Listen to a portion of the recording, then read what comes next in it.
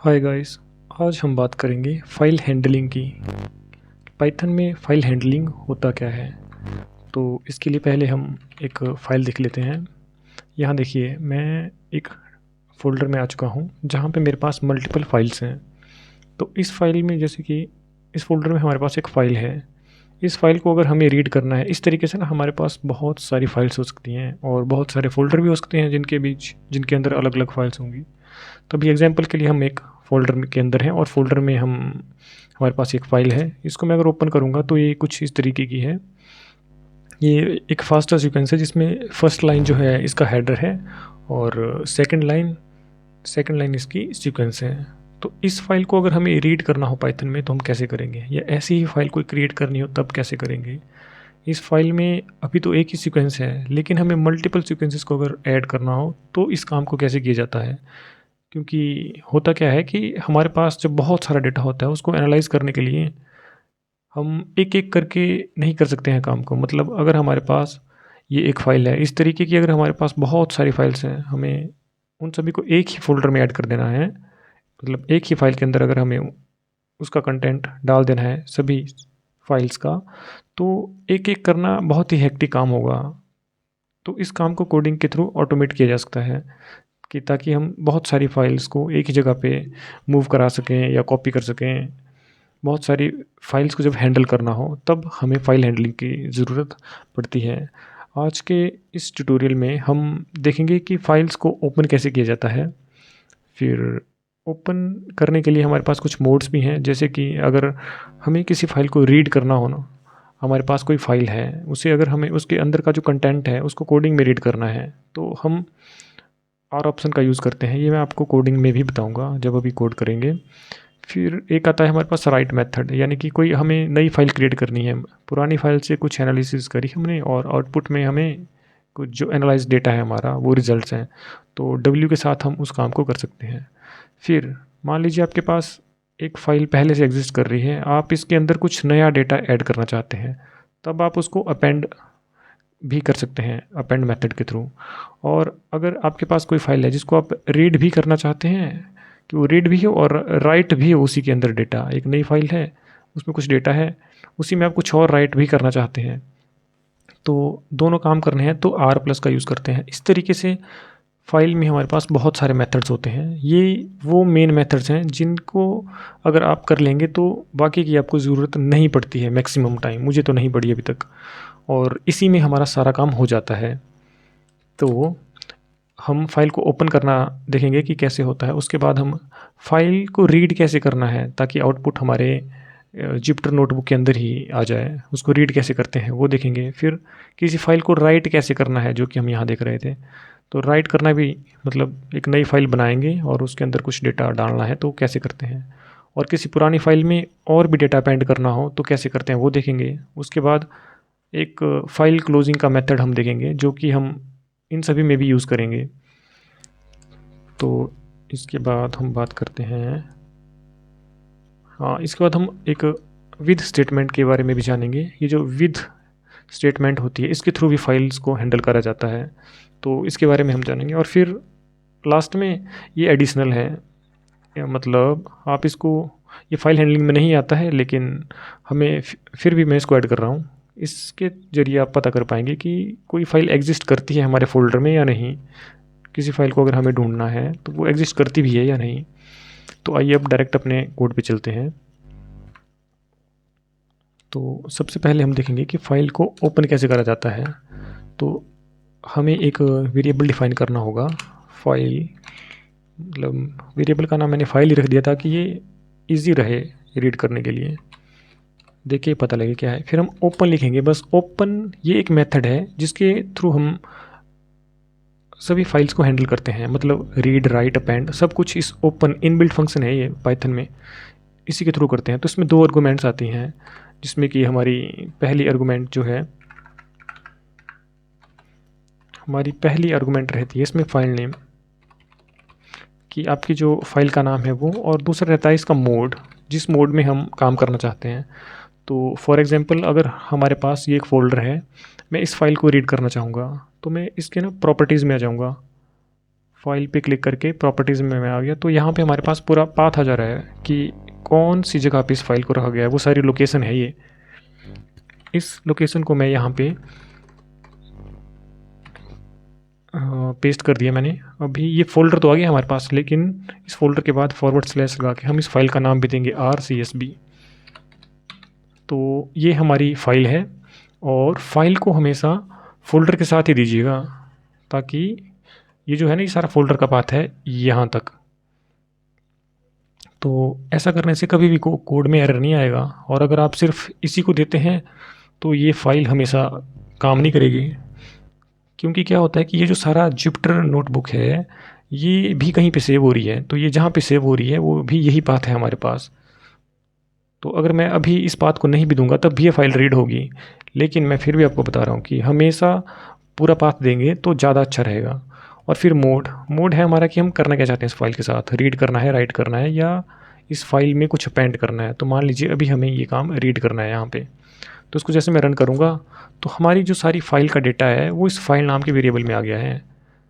तो आ तो गया है, लेकिन अब हम इसको रीड करना चाहते हैं। तो रीड करने के लिए मैं एक वेरिएबल बना देता हूँ यहाँ पे, कंटेंट की। कंटेंट क्या है इस फाइल के अंदर, और इसमें हम लिखेंगे अपने वेरिएबल का नाम फाइल डॉट रीड। तो रीड नाम का फंक्शन जब यूज़ करेंगे हम, तो ये सब कुछ जो है ये सब रीड हो जाएगा इस कंटेंट के अंदर, और इस कंटेंट को हम प्रिंट कराएंगे। तो कंटेंट को मैं जैसे ही प्रिंट कराता हूँ, ये हमारी फाइल का डेटा हमारे पास आ चुका है। यही फाइल हमारे पास यहाँ पे थी। आप देख सकते हैं कि यहाँ पे भी हमारी फाइल की स्टार्टिंग में 1 AKI_1 लिखा हुआ है, और फिर सीक्वेंस है। इसी तरीके से ये सेम फाइल यहीं पे क्रिएट हो चुकी है, ओपन भी हो चुकी है। तो मान लीजिए कि ये तो हमारे पास अभी छोटी सी फाइल है जिसमें 2 लाइन थी, फर्स्ट लाइन और सेकंड लाइन। ये थर्ड लाइन एक्चुअली यहाँ का डेटा जो है वो नीचे शो हो रहा है, वरना एक ही लाइन है। तो अगर हमारे पास इस तरीके से बहुत ज़्यादा डेटा हो एक फ़ाइल के अंदर, तब तो ये पूरी की पूरी जुपिटर नोटबुक ही फिल हो जाएगी, भर जाएगी। तो इस केस में हम क्या करते हैं, हम चाहते हैं कि हम एक एक करके इस लाइन को रीड करें, कि पहले फर्स्ट लाइन आए, फिर सेकंड आए, थर्ड आए। तो इस तरीके का अगर हमें फाइल्स को रीड करना है, फाइल्स के अंदर के कंटेंट को एक एक करके देखना है, तब हम क्या करेंगे। देखिए, फ़ाइल तो हमने ओपन कर रखी है इस वेरिएबल में, तो अब हम इस वेरिएबल को फिर से नहीं बनाएंगे। अब हम एक फॉर लूप लगाएंगे और कहेंगे कि हमारी जो लाइन है, फॉर लाइन इन फाइल। देखिए क्या हुआ है कि फॉर लूप आप जानते हैं ये वाला एक वेरिएबल होता है। जैसे यहाँ पे मैंने लाइन दे दिया हुआ है, लाइन इसलिए ताकि दिखने में और सुनने में भी वही लगे जो हम एक्चुअल में देख रहे हैं, वरना नाम तो कुछ भी हो सकता है, लाइन की जगह पे ABC भी लिख सकते थे। तो मैंने लिख दिया यहाँ पे for line in file print line. तो जैसे मैं इसको रन करूँगा, पहले हमें इस लाइन कोड को रन करना पड़ेगा ऊपर वाले को। तो मैंने इसको रन किया, अब मैं इसको रन करूँगा तो आप यहाँ पे देख सकते हैं कि हमारे पास एक डेटा तो प्रिंट हो चुका है। मैं ना इसको कमेंट आउट कर देता हूँ।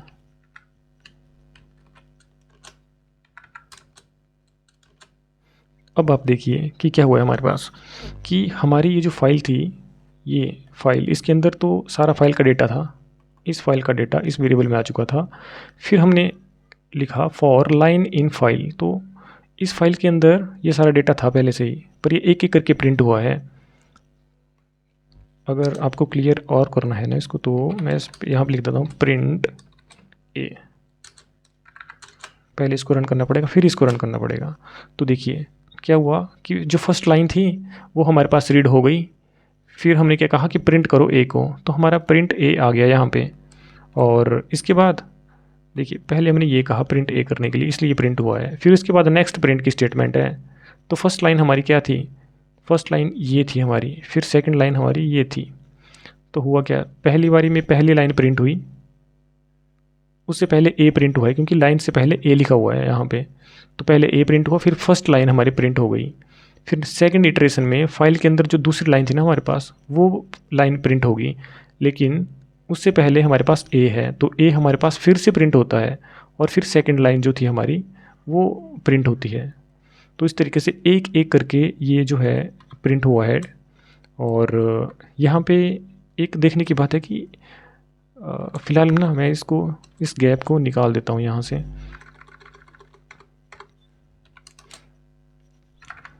रन किया इसको, फिर इसको रन किया, तो यहाँ पे ना एक गैप आ रहा है बीच में, जबकि हमारी रियल फाइल में ऐसा गैप नहीं था। पहली लाइन थी और उसी के बाद सेकंड लाइन थी, तो बीच में कोई गैप नहीं था। तो इस गैप को रिमूव करने के लिए हमारे पास एक फंक्शन आता है डॉट स्ट्रिप करके। तो लाइन डॉट स्ट्रिप जैसे मैं लिखता हूँ, इसको मैं रन करूँगा और पहले मैं इसको रन करूँगा फिर इसको रन करूँगा, तो अब आप देख सकते हैं कि ये हमारी फाइल जो है फाइल की फर्स्ट लाइन आ गई और सेकंड लाइन आ गई। अब इनके बीच में कोई गैप नहीं है। तो इस तरह का जो गैप होता है उसको रिमूव करने के लिए हम बैकस्लैश n का यूज़ करते हैं। आप अगर इस फाइल में देखेंगे तो हमारे पास कोई गैप नहीं था बीच में। आप देख सकते हैं ये फर्स्ट लाइन है और सेकंड लाइन है, ये जो है इस तरीके से नहीं है कि बीच में एक गैप है ना, ये दोनों एक एक दूसरे के साथ ही हैं, बीच में गैप नहीं है कोई। तो इस गैप को रिमूव करने के लिए हम यहाँ पे लाइन डॉट स्ट्रिप लिखेंगे। तो स्ट्रिप करके क्या होता है कि यहाँ पे अगर कोई न्यू लाइन कैरेक्टर है बैकस्लैश n, वो रिमूव हो जाता है। अब न्यू लाइन कैरेक्टर मैंने आपको बताया हुआ है पहले, न्यू लाइन कैरेक्टर होता है बैकस्लैश n, ये मैं आपको बता चुका हूँ पहले की वीडियोज़ में। जैसे कि मैं आपको यहाँ पे प्रिंट में बताता हूँ, प्रिंट बैकस्लैश n को कोटेशन के अंदर लिखना पड़ता है तभी रीड होता है। तो आप देखेंगे कि ये फिर से पहले जैसी इनपुट आ गई है हमारे पास जो पहले था। तो वो जो बैकस्लैश n नाम का करैक्टर होता है जो कि यहाँ पे दिखाई नहीं देता है फाइल में, लेकिन होता है जब फाइल के अंदर एंटर किया जाता है, तो यहाँ पे एक करैक्टर होता है बैकस्लैश n का। मैं आपको फिर से इसको क्लियर कर देता हूँ। ये हमारी एक फ़ाइल है। जब हम इस लाइन से सेकंड लाइन पे आए हैं तो हमने एक एंटर प्रेस किया यहाँ पे, जैसे एंटर प्रेस हो गया, फिर हमने इस सीक्वेंस को ऐड किया हुआ है। तो जो एंटर प्रेस हुआ है वो एक्चुअली बैकग्राउंड में बैकस्लैश n का करैक्टर होता है। यहाँ पे दिखता नहीं है वो इस स्क्रीन के ऊपर, लेकिन वो होता है, जिस वजह से हमारे पास एक नई लाइन मिल पाती है। तो उस न्यू लाइन कैरेक्टर को ये प्रोग्राम जो है रन रीड कर लेता है, जिस वजह से बीच में स्पेस आता है। तो हम नहीं चाहते कि वो बैकस्लैश n आए, इसलिए हमने डॉट स्ट्रिप मेथड का यूज़ किया हुआ है। तो अब मैं इसको रिमूव कर देता हूँ और ये हमारा कोड पहले जैसा हो गया है। अब हम फाइल को राइट करना देखते हैं। हमने रीड करना तो देख लिया कि रीड कैसे होता है, लेकिन राइट करने के लिए हमें क्या करना पड़ेगा। मैं फिर से एक वेरिएबल बना देता हूँ फाइल करने से क्या होगा, ऊपर वाला वेरिएबल रिमूव हो जाएगा और न्यू वेरिएबल, ये न्यू वैल्यूज़ आ जाएंगी इस वेरिएबल के अंदर। तो मैं ओपन करूँगा तो यहाँ पे जैसे मैंने बताया था कि पाथ और फाइल का नाम देना पड़ेगा हमें। तो मैं एक पाथ दे देता हूँ यहाँ पे, कॉपी, क्योंकि न्यू फाइल बनेगी तो, लेकिन बनानी कहाँ पे है वो पाथ तो देना पड़ेगा। तो मैंने पाथ दे दिया है। अब मैं यहाँ पे लिख रहा हूँ न्यू फाइल डॉट txt और कॉमा, यहाँ पे आता है मोड, इसके बाद मोड जो हम देना चाहते हैं। तो मोड में जैसे मैं इसको राइट करना चाहता हूँ तो ये फाइल जो है क्रिएट हो जाएगी, लेकिन इसमें हमें कुछ डेटा भी डालना है ना अभी। तो हम क्या करेंगे, फाइल में कुछ राइट करने के लिए आप देखिए इस फोल्डर को, इस फोल्डर में कुछ भी नहीं है, एक ही फाइल है हमारे पास जो रीडेबल है इस टाइम। तो इसके अलावा एक नई फाइल बनेगी यहाँ पे, न्यू फाइल के एक और फाइल बन जाएगी न्यू फाइल के नाम से। तो देखिए इसको कैसे बनाते हैं। इसको बनाने के लिए हमने कमांड दे दी है यहाँ पे, मतलब कोड लिख लिया है। अब उस फाइल को हम खाली थोड़ी रखेंगे, कुछ लिखेंगे भी उसके अंदर। तो हम लिखेंगे फाइल डॉट राइट, फाइल नाम के वेरिएबल के आगे डॉट राइट नाम का फंक्शन लगा दिया हमने। और यहाँ पे हम लिख सकते हैं this is a new line.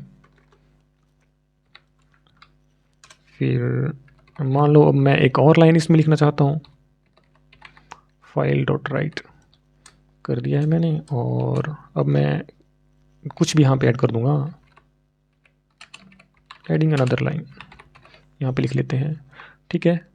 और ये तो हो गया, फाइल हमारी राइट हो जाती है इतने कोड से। लेकिन अब उस फाइल को क्लोज़ भी करना पड़ेगा, क्योंकि फाइल जो है पहले हमने ओपन करी एक फ़ाइल, नई फाइल को क्रिएट किया। जब वो क्रिएट हो गई फिर वो ओपन भी हो गई, इस वेरिएबल में है वो डेटा।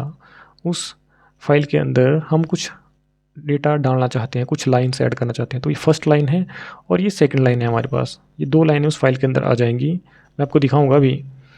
और फिर उसके बाद उस फाइल को क्लोज़ कर देंगे हम, ताकि कोड में ये वो फाइल ना आपकी रैम में ना जाए। कंप्यूटर की रैम में अगर बहुत सारी फाइल्स हो जाएंगी तो फिर सिस्टम जो है स्लो हो जाता है, हैंग करने लगता है। तो मैं इसको रन करूँगा, लेकिन इसमें एक प्रॉब्लम आएगी। अभी देखिए ये रन हो चुका है, कोई एरर नहीं आया, लेकिन प्रॉब्लम आएगी अभी कि एंटर नहीं होगा इस फाइल में। एंटर मतलब ये देखिए मैंने इसको रन किया है। तो ये थी हमारी this is a new line. तो न्यू लाइन यहाँ तक थी हमारी। इसके बाद ये जो अगला टेक्स्ट था ये यहाँ पे आना चाहिए था, लेकिन ये हमारे पास यहाँ पे आ गया है। तो इसको अगर हम करना चाहते हैं तो हमें यहाँ पे ना बैकस्लैश एन का करैक्टर लगाना पड़ता है। यहाँ देखिए, अगर मैं यहाँ पे बैकस्लैश एन लिख देता हूँ ना अभी, और अब मैं इसको रन करता हूँ, पहले मैं इस फाइल को क्लोज़ कर देता हूँ। अब मैं इस फाइल को, ये जो कोड है हमारा, इस कोड को रन करता हूँ। जैसे मैंने इसको रन किया है, अब हम देखेंगे इस फाइल को, ये फिर से फाइल बन चुकी है। मैं इसमें एंटर किया और ये देखिए, ये हमारी फर्स्ट लाइन है और ये सेकंड लाइन है। बीच में जो है ना, यहाँ पे एक बैकस्लैश एन का करैक्टर है जो कि हमें दिखाई नहीं दे रहा है, लेकिन होता है बैकग्राउंड में। अब सोचिए, अगर वो दिखाई देने लगे तो पूरी फाइल कितनी बेकार लगेगी। हर लाइन के पीछे बैकस्लैश एन दिखेगा। तो ये दिखता नहीं है ताकि हमारा जो टेक्स्ट है वो क्लियर रहे। जब मैं इसको क्लोज़ कर देता हूँ, तो हमने रीड करना देखा, अब हमने राइट करना भी देखा।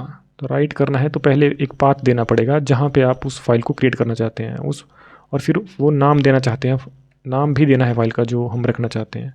आगे हम मोड यूज़ करेंगे राइट, ताकि फ़ाइल को राइट करना है। फिर वेरिएबल जो है हमारा डॉट राइट फंक्शन का यूज़ करके हम उसके अंदर वो टेक्स्ट डाल देंगे जो हम लिखना चाहते हैं। अगर मल्टीपल है तो मल्टीपल टाइम्स हम इसको लिख सकते हैं, और अगर एक ही में हमें 2-3 लाइन लिखनी हो तब भी हम ये काम कर सकते हैं। जैसे कि मैं इसको यहाँ से निकाल लेता हूँ। ये हमारा वो टेक्स्ट है जिसको हम नई, मतलब एक ही बारी में हम इसको कराना चाहते हैं। तो इसको मैं यहाँ पे पेस्ट कर देता हूँ और इस लाइन को रिमूव कर देता हूँ। अब देखिए,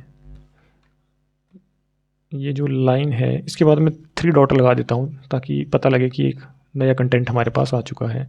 तो जैसे मैं इसको रन करूँगा ना, तो आप यहाँ पे देखेंगे ये जो फाइल थी ना, पहले हमारे पास जो भी फाइल थी वो रीराइट हो गई है। मतलब पुरानी फाइल डिलीट हो गई और फिर से नई फाइल बनी है जिसमें नया डेटा है। इसको ओपन करता हूँ तो ये देखिए हमारे पास एक और लाइन ऐड हो चुकी है, मतलब दोनों लाइनें ऐड हो चुकी हैं और इस पर डॉट्स भी आ चुके हैं क्योंकि ये हमने अपने कोड में लिखे हुए थे। सेपरेट क्या कर रहा है दोनों को, मतलब 2 लाइन क्रिएट करने के लिए बैकस्लैश एन नाम का ये जो वेरिएबल है बैकस्लैश एन। तो हमने फाइल को राइट करना भी देख लिया है। अब हम देखते हैं कि फ़ाइल को ना अपेंड कैसे करना है। तो अपेंड करने के लिए, अपेंड का मतलब है कि एग्जिस्टिंग फाइल में कुछ हमें ऐड करना है। तो इसको मैं लाइन को कॉपी कर लेता हूँ, यहाँ पे पेस्ट कर देता हूँ। तो देखिए हमारे पास सेम फाइल का जो पाथ है और फाइल का नाम है, लेकिन मैं चाहता हूँ इस फाइल में 2 लाइनें तो थी, कोई कुछ और फाइल भी हो जो कि अपेंड हो। तो अपेंड करने के लिए ए लिखना है हमें यहाँ पे, और हमें अभी हम यहाँ पे इसको अपेंड करने के लिए सिंपली फाइल डॉट राइट नाम का, जैसे हमने ऊपर लिखा हुआ है वैसे ही फिर से सिंटैक्स इसका है फाइल डॉट राइट, सेम वही सिंटैक्स है। और इसमें मैं कुछ राइट कर दूंगा, जैसे कि कुछ भी लिख लेते हैं यहाँ पे, दिस इज़ अपेंड, कुछ ऐसा लिख देते हैं, अपेंडेड लाइन। तो ये लाइन भी हमारे पास आ जाएगी। अभी हमने बैकस्लैश करैक्टर का यूज़ नहीं किया है जो प्रॉब्लम करेगा, लेकिन मैं आपको दिखाना चाहता हूँ ना क्या प्रॉब्लम आती है। तो देखिए अब क्या होगा, ये फाइल वही फाइल थी हमारे पास, और फिर हमने कहा कि अपेंड करना है इसी फाइल में, ये एग्जिस्टिंग फाइल है हमारी। अपेंड करेंगे इस लाइन को और फिर क्लोज़ कर देना है इस फाइल को, क्योंकि हमारा काम तो हो गया, तो फिर क्लोज़ भी करना है लास्ट में। तो मैं इसको रन करके बताता हूँ कि क्या प्रॉब्लम है। एंटर मैंने कर दिया इस पर। तो आप देखेंगे ये जो फाइल लाइन है ये बैकस्लैश एन नहीं आया यहाँ पे, जिस वजह से ये एक ही लाइन में आ गई है। इसको यहाँ पे होना चाहिए था। तो मैं इसको क्लोज़ कर देता हूँ, और अभी मैं यहाँ पे बैकस्लैश एन का यूज़ करता हूँ। बैकस्लैश एन, मैं कह रहा हूँ कि जब ये लाइन हमारी, ये जो लाइन है प्रिंट हो उस फाइल के अंदर, तो उससे पहले एक बैकस्लैश एन हो, मतलब एक एंटर जरूर होना चाहिए ताकि ये नई लाइन में आए। न्यू लाइन करैक्टर लगा दिया हमने, ये न्यू लाइन करैक्टर लगा दिया हमने यहाँ पे बैकस्लैश एन, और उसके बाद हमारी लाइन आए नई लाइन में। तो इसको रन करने के लिए मैं एक बार फिर से ऊपर की कोड को रन किया, इसको मैं रन करता हूँ। जैसे मैंने इसको रन किया तो अभी हम इसको एंटर करके देखेंगे। ये देखिए हमारे पास 3 लाइन्स बन चुकी है अब, और वो भी एंटर हो चुका है, मतलब बैकस्लैश एन का करैक्टर काम किया है। अब देखिए आप सोचेंगे कि मैंने इस लाइन को क्यों, इस कोड को क्यों रन किया और उसके बाद फिर से इसको किया, क्योंकि ये फाइल जो है अपेंड हो चुकी है। अब इस फाइल में मैं जितनी भी बार मैं इसको रन करूँगा, जैसे कि मैं इसको फिर से रन कर रहा हूँ एक बार, इसको मैंने दूसरी बार फिर से कर दिया, इसको मैंने तीसरी बार फिर से कर दिया। अब हो क्या रहा है, जो हमारी एग्जिस्टिंग फाइल है उसमें बार बार ये लाइन जो है अपेंड हो रही है। आइए देखते हैं, एंटर किया मैंने, ये देखिए this is appended line, this is appended line, this is appended. तो जितनी बार हम इस कोड को रन करते हैं ये बार बार इस लाइन को अपेंड कर दे रहा है, क्योंकि हमने अपेंड लिखा है। तो जितनी फाइल एग्जिस्टिंग है वो तो रह ही रही है ना साथ में, उसमें जो अपेंड हुआ है वो भी रह रहा है। फिर से जब इस कोड को रन कर रहे हैं हम, तो फिर से ये लाइन ऐड हो रही है, फिर से ऐड हो रही है। तो बार बार अगर हम अपेंड वाले कोड का यूज़ करेंगे तो बार बार एक ही डेटा हमारे पास आता रहेगा।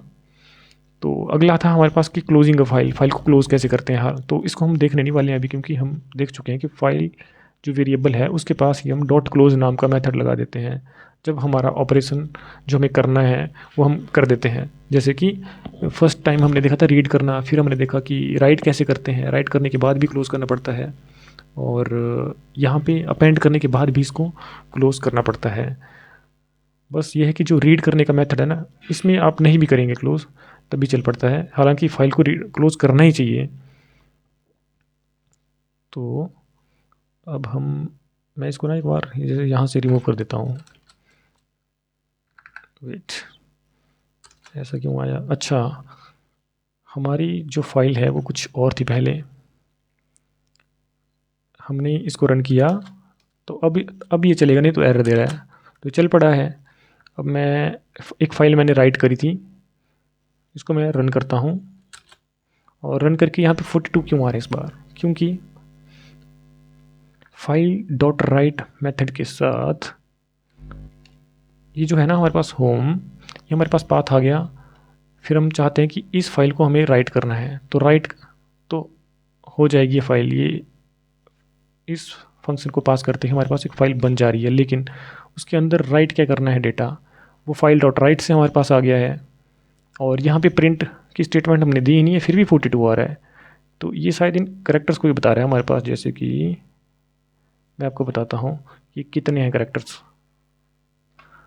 Copy print length of this characters. अच्छा, ये कोटेशन को निकाल देते हैं। तो ये देखिए, क्योंकि हमने फाइल डॉट क्लोज मैथड नहीं यूज़ किया, तो इस फंक्शन ने क्या किया, ये सारा टेक्स्ट में कितने हमारे पास करेक्टर्स हैं वो दे दिए 42 एज ए 42। तो हमें 42 थोड़ी चाहिए, हमें तो राइट करना है कुछ नया। राइट करने के लिए हमें उस फाइल को क्लोज़ भी करना पड़ेगा, जो कि हम कर रहे थे। तो क्लोज़ करना ज़रूरी होता है, नहीं तो गड़बड़ी हो जाएगी। अब मैंने इसको क्लोज़ कर दिया है। अब मैं उस फाइल को फिर से देखूँगा तो ये है हमारा कंटेंट। अब मैं अपेंड वाले कोड को जैसे यूज़ करूँगा, ये हमारा अपेंड का कोड है ना, अभी ये अपेंड कोड है, इसको मैं अपेंड करूँगा तो ये हमारे पास अपेंड आ गया। तो हमने इस कोड को देख लिया, रिवाइज भी कर लिया, क्लोजिंग का फाइल भी हमने देख लिया कि क्लोज़ करना ज़रूरी है, नहीं तो अजीबो-गरीब किस्म के एरर आते रहेंगे हमारे पास। फिर अब हम देखते हैं विद स्टेटमेंट को कैसे यूज़ करते हैं। मतलब अगर आपको डॉट क्लोज मेथड का यूज़ नहीं करना है तब आप क्या करेंगे, तब हम लिखेंगे यहाँ पे विद ओपन, और ओपन में हम डायरेक्ट जैसे भी हम पाथ देते हैं अपना, तो इसको मैं दे देता हूँ यहाँ पे, ये हमारा पाथ भी आ गया और रीडिंग मोड भी आ गया है हमारे पास। ये कि अच्छा ओपन डबल टाइम आ गया है, डबल टाइम नहीं लिखना है, सिंगल टाइम, सिर्फ पाथ चाहिए हमें।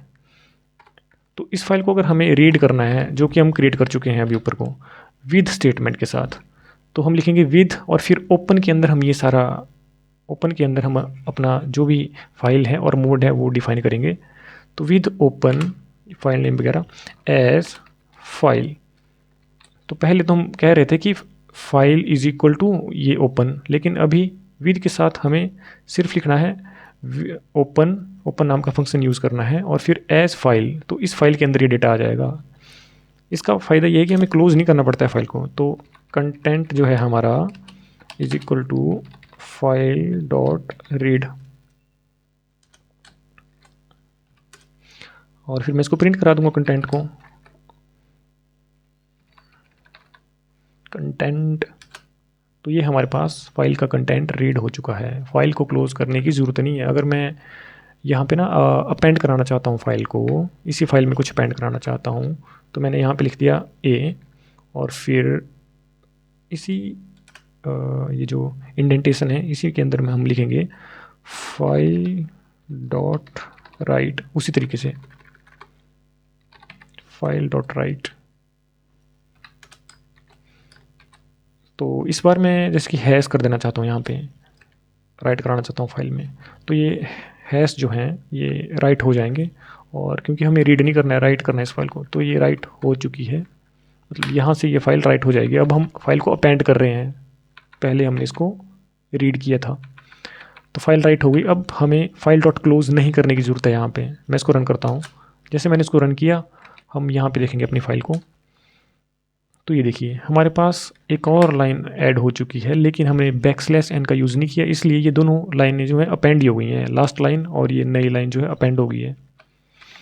तो ऐसा करना हो तो हमें \n का यूज़ करना पड़ेगा, जो कि आप कर सकते हैं। बस ध्यान देने की बात यह है कि हमने यहाँ पे फाइल डॉट क्लोज मेथड का यूज़ नहीं किया। तो जितना भी हो सके आप जब भी कोड करेंगे तो आप फाइल ये जो विद मेथड है इसी का यूज़ करें। ये जो ऊपर का मेथड है ये एक ओल्ड मेथड है कि file is equal to open, इस मेथड को भी आप कर सकते हैं, इसमें भी कोई बुराई नहीं है, लेकिन ज़्यादा अच्छा रहेगा आप इसको थोड़ा मॉडर्न तरीके से लिखें, फाइल विद के साथ ही ओपन करें हमेशा। अब हमारा लास्ट आता है कि हमें चेक करना है कोई फाइल एग्जिस्ट करती है या नहीं। हालांकि ये फाइल हैंडलिंग का पार्ट नहीं है, पर फिर भी ये थोड़ी एडिशनल इन्फॉर्मेशन है आपके लिए जो काम आएगी। तो ये हम यहाँ पे एक लाइब्रेरी को इंपोर्ट करेंगे, इंपोर्ट ओएस, इंपोर्ट हमारा ऑपरेटिंग सिस्टम नाम की एक लाइब्रेरी है। तो इसमें हम एक कंडीशन दे देंगे, और हमें पता है कि कंडीशन कैसे दी जाती है। इफ़ जो हमारा ओएस है, ओएस में हम पाथ देखना चाहते हैं सारे, उस पाथ में हम देखना चाहते हैं कि हमारी फाइल कोई एग्जिस्ट करती है कि नहीं। तो ये जो ओएस है इसके अंदर बहुत सारे फंक्शंस हैं हमारे पास, इस लाइब्रेरी में बहुत सारे मॉड्यूल्स और फंक्शंस हैं हमारे पास। तो अभी हम सिर्फ यही करेंगे कि फाइल एग्जिस्ट कर रही है कि नहीं कर रही है, वही चेक करना चाहते हैं। तो जैसे कि मैं इस पाथ को कॉपी कर लेता हूँ यहाँ तक, और इसको मैं यहाँ पे पेस्ट कर दूँगा, पेस्ट। ठीक है, यहाँ पे हम चेक कर रहे हैं तो हमें रीड राइट लगाने की ज़रूरत नहीं है। तो इस यहाँ पे मैंने कॉलन का यूज़ किया और एंटर किया। अब मैं यहाँ पे लिख सकता हूँ विद ओपन। देखो हो क्या रहा है कि अगर ये फाइल ना हमारी एग्जिस्ट करेगी तो हम इस फाइल को ओपन कराना चाहते हैं यहाँ पे, अगर ये एग्जिस्ट करती है तो मैंने यहाँ पे कर दिया पेस्ट। ये सेम ऊपर वाली ही स्टेटमेंट है, बस इस बार मैं इसको रीड करना चाहता हूँ फाइल को, तो मैं इसको रीड कर सकता हूँ एस फाइल, और मैं इसको प्रिंट करा दूंगा, प्रिंट फाइल डॉट रीड।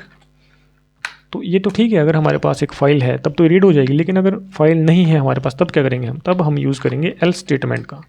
अगर ये फाइल नहीं है तो एल्स में आप कुछ भी लिख सकते हैं अभी कि फ़ाइल हमारे पास है कि नहीं है, क्यों नहीं है।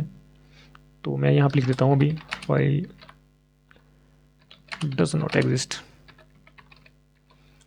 तो मैं इसको रन करा के देखता हूँ, ये देखिए क्योंकि हमारे पास ये फाइल एग्जिस्ट कर रही है, हमने कंडीशन लगाया ना यहाँ पे कि अगर हमारे ओएस में ये जो पाथ हम दे रहे हैं यहाँ पे एग्जिस्ट कर रही है हमारे पास ये वाली फाइल, तो ओपन विथ का यूज़ करके ओपन कर दिए इस फाइल को और प्रिंट करा दिए इसका सारा कंटेंट, ये हमने लिखा है। एल्स अगर ये फाइल है ही नहीं तो फिर डज नॉट एग्जिस्ट। जैसे कि मैं इस फाइल नेम की जगह पे ना कुछ और लिख देता हूँ, न्यू फाइल की जगह मैं लिख देता हूँ यहाँ पे abc.txt। तो आप यहाँ देखेंगे इस तरह की कोई फाइल है ही नहीं यहाँ पे .txt। तो अब मैं इसको रन करा के बताता हूँ। जैसे मैंने इसको रन किया तो हमारी इफ़ स्टेटमेंट काम ही नहीं करी, सीधा एल्स पे आ गए हैं हम, क्योंकि ये जो फाइल है ये एग्जिस्ट कर ही नहीं रही है। एग्जिस्ट नहीं करेगी तो इस कोड को ये पढ़ेगा ही नहीं फिर, और ये कोड ना तो ये प्रिंट होगा ना रीड होगा कोड। हम डायरेक्ट आ जाएंगे एल्स में, और एल्स में लिखा है फाइल डज नॉट एग्जिस्ट। तो इस तरीके से फाइल हैंडलिंग काम करती है। अब एक बार फिर से हम इन चीज़ों को देख लेते हैं। तो हमने सबसे पहले फ़ाइल को ओपन किया, फ़ाइल को ओपन करने के लिए हम उसको एक वेरिएबल में ऐड कर देते हैं। वेरिएबल में डालने के बाद हम अगर फाइल के एक एक लाइन को प्रिंट कराना चाहते हैं तो हम फॉर लूप का यूज़ कर सकते हैं। फॉर लूप में यहाँ पे जो ये जो वेरिएबल दिखाई दे रहा है ना, इसमें सारा डेटा होता है। जैसे कि हमने लिस्ट का एग्जांपल हम कर चुके हैं कि यहाँ पे लिस्ट होगी तो लिस्ट का एक एक एलिमेंट प्रिंट होगा इस वेरिएबल के थ्रू।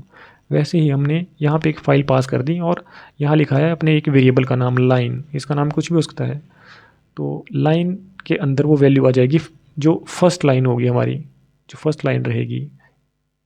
फिर उसको हम प्रिंट करा देंगे। तो प्रिंट हमने करा दिया, फर्स्ट लाइन हमारे पास प्रिंट हो चुकी है। डॉट स्ट्रिप का मेथड किया है, का यूज़ किया है हमने, नहीं तो फिर इन दोनों सीक्वेंसेस के बीच, ये जो दो लाइनें हैं हमारे पास, इनके बीच में स्पेस आ रहा था। उस स्पेस को नहीं रखने के लिए हमने डॉट स्ट्रिप मेथड का यूज़ किया है। और नेक्स्ट इटरेशन में हमारे पास नेक्स्ट लाइन आ जाती है। तो इस तरीके से फॉर लूप के थ्रू हम एक एक करके मल्टीपल लाइन्स को रीड करा सकते हैं। हम चाहते तो ब्रेक भी कर सकते थे स्टेटमेंट को, जैसे कि ब्रेक। तो पहले मैं इसको रन करता हूँ। फाइल नाम के वेरिएबल में डेटा आ चुका है, मैं इसको करता हूँ रन। तो ये देखिए हमारे पास सिर्फ फर्स्ट लाइन प्रिंट हुई है और उसके बाद ब्रेक हो गया कोड ही। अब हमारी फॉर लूप नहीं चल रही है, जिस वजह से हमारी सीक्वेंस हमारे पास नहीं आई है। तो सीक्वेंस के लाने के लिए हमें ब्रेक हटाना पड़ेगा। तो इसलिए ज़रूरी है कि हमें लाइन बाय लाइन क्यों रीड कराना है। इसमें बहुत सारे लॉजिक लगते हैं आगे, आप इफ़ कंडीशन लगा सकते हैं कि आप कराना क्या चाहते हो आगे कोड में। अभी के लिए इतना ही काफ़ी है। और ये राइट भी हमने देखा इसके बाद कि राइट कैसे करते हैं। कोई नई फाइल को हमने एक क्रिएट किया, उस फाइल का पहले हमने पूरा पाथ दिया और फिर फाइल का नाम दे दिया, फिर बता दिया मोड में कि राइट करना है इसको। फिर हमने फाइल डॉट राइट फंक्शन का यूज़ करके वो कंटेंट डाल दिया जो हम अपनी फ़ाइल के अंदर रखना चाहते थे। वो कंटेंट जब डल गया तो हमने कहा कि फ़ाइल को अब क्लोज़ कर दो, तो हमने क्लोज़ मेथड का भी यूज़ किया। फिर हमने देखा कि जो हमारे पास एग्जिस्टिंग फ़ाइल है, जो बन चुकी है, पहले से है, उसमें कुछ अपेंड करना हो तो ए लिखेंगे हम मोड के अंदर, और फाइल डॉट राइट करके हम कुछ नया डेटा उसमें अपेंड कर सकते हैं। फिर से उस फाइल को क्लोज़ कर देंगे क्योंकि काम हो गया है। क्लोजिंग मेथड हमने देख लिया है ऊपर से लेके अभी तक। और इसके बाद हमने एक ज़रूरी चीज़ देखी कि विद स्टेटमेंट के साथ कैसे हम फाइल को हैंडल करते हैं। तो विद के साथ क्या है, हमारा एरर नहीं आएगा अगर हम फाइल डॉट क्लोज का यूज़ नहीं करते हैं। इसलिए विद मेथड ही अच्छा है यूज़ करने के लिए।